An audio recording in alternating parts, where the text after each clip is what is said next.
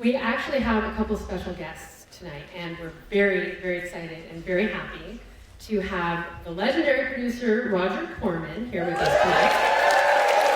This is actually the second year that Roger has come down. He was here in 2017 to present the Inspiration Award to the fabulous Stephanie Rothman, who is here with us tonight as well.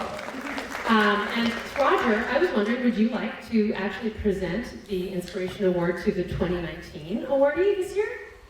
And if so, it would be great to have you come up and do it.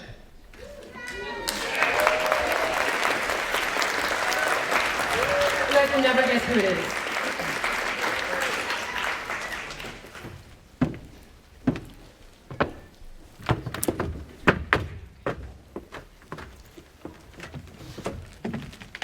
Let me take you back to 1977.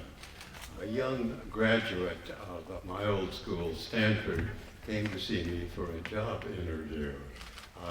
She essentially had the job before she came in because she had such a stellar academic record and some of the most amazing recommendations I'd ever seen. All she really had to do was not hit me in the face and she had the job. And I gave her the job, but what was really interesting to me was after she was working for me for a little while, she said she had come down prepared to talk about how fast she could type, how she could take messages, make coffee, and things like that. And when I asked her my first question, what do you think about your career in films? She pivoted on the spot and spoke extremely intelligently about the great career she hoped to have, and of course, which she has had. And I think that Gail's work has not only been significant for her, but has led to, as one of the people who has led to the world we have now, where a woman graduate of university would not come down ready to talk about how fast they could type. They would talk about their career. And I think Gail has had many awards. And I think one of them is the Women in Film Crystal Award for advancing the cause of women in motion pictures. She's also had a great eye for talent.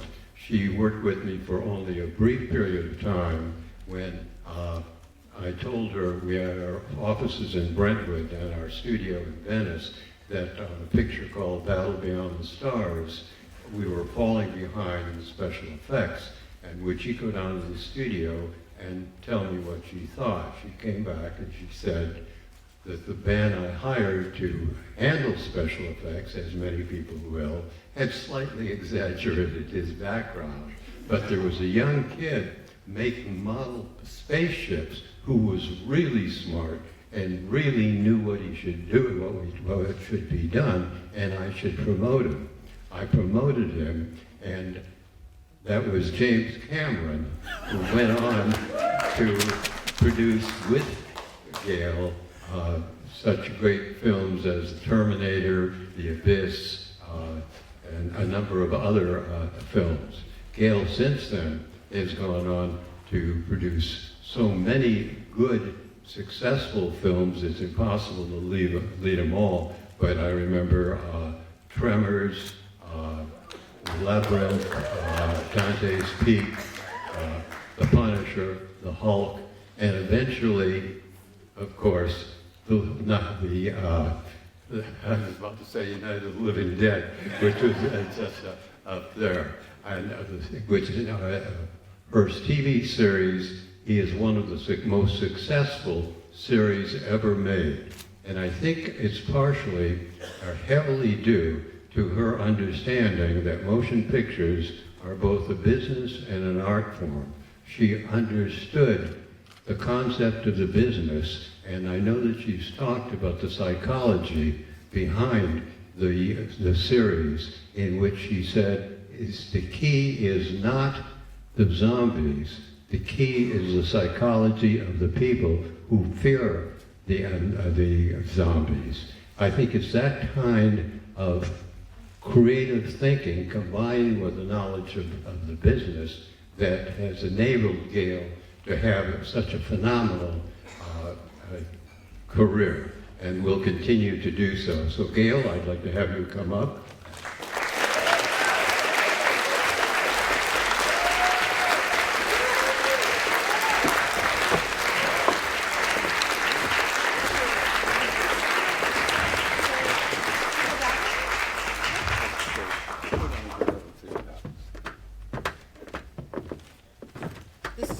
This is a very cool award for those of you who can't see it, so thank you very much. You know, it's rare when you get to thank your mentor in front of an audience like this, but I really have the great pleasure of thanking the man who's responsible for my career, Roger Corman.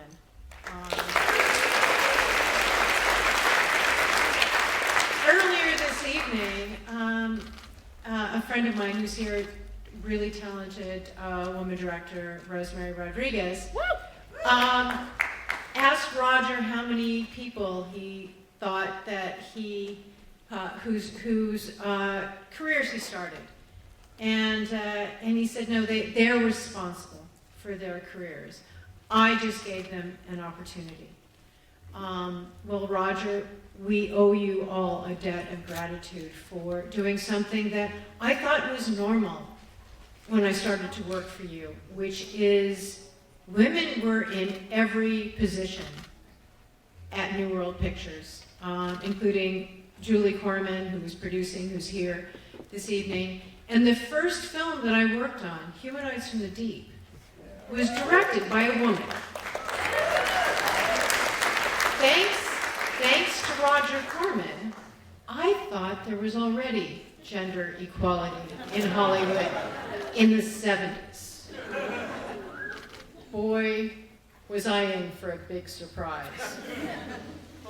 I'd also like to thank Heidi and her team.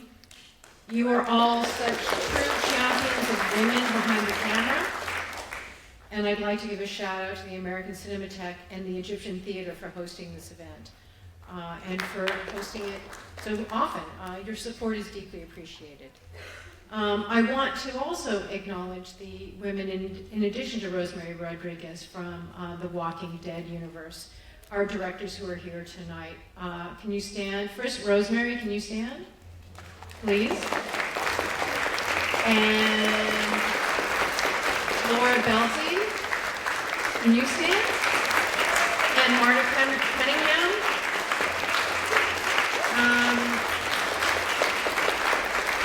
It is a pleasure and a privilege and an honor to work with such great talents, such as yourselves.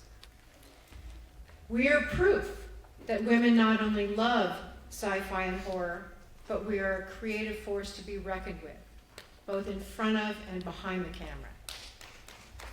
All of us and the talented women directors whose films we celebrate here tonight challenge the continued misconception that women do not like genre. I am grateful to the writers, directors, financiers, studios, and networks that have enabled me to tell the powerful horror and sci-fi stories that I love. And I also want to celebrate the talented actresses like Sigourney Weaver, Linda Hamilton, Charlize Theron, Denai Guerrero, Melissa McBride, Sonequa Martin Green, Tim Dickens, Alicia Dedman Carey, Denai Garcia, Jenna Elfman, Maggie Grace, and so many others who brought their characters to life with incredible nuance and complexity. I am eternally grateful to all of them as well. Further proof that genre isn't a boys' club, I had great women mentors, in addition to Julie Corman, Barbara Boyle, and the late, great Deborah Hill. She was a true visionary who relaunched the horror genre with Halloween, a film that she not only produced, but co-wrote. Without the encouragement and support of women like Barbara, Julie, and Deborah, I would not be where I am today. Before we watch the terrific short films, and I've seen them already, and they're terrific, I was a judge, and find out about the 2019 Stephanie Rothman Fellowship Award winner, I want to encourage all of you to take action and help to change this continuing gender imbalance. I was heartened to see that the Directors Guild's board is now made up of 60% women, which is fantastic. It really is fantastic. And women are visible as directors, but we need them visible in every capacity. We need them visible as camera people. We need them visible in every department on set. So those of you who are directing, let's do what we can to champion women who are taking those non-traditional roles and encourage them and inspire them and give them opportunities. Anyway, the bottom line is we need all of you, established or aspiring, to continue making films and to continue to broaden the opportunities for other women. As you know, out of the 100 top-grossing films in 2018, only 4 were directed by women. That has to change. So we can change this together. The brilliant Walking Dead and Black Panther star Denai Guerrera said it well. I'm standing on the shoulders of others who broke the barriers, the glass ceilings. I'm standing on their labor, so I have to add my link to the chain so the women coming behind me can stand on mine. Thank you.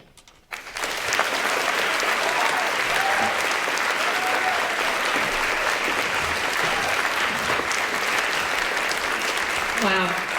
And I think I speak for the entire audience when I say thank you, Roger, thank you, Gail, thank you, Stephanie, thank you, Marta, thank you, Rosemary, everybody that you may not have actually physically mentored us in person, but we consider you mentors and we love you. And thank you so much for everything you've done, all the wonderful work you've given us to watch and enjoy and to inspire us.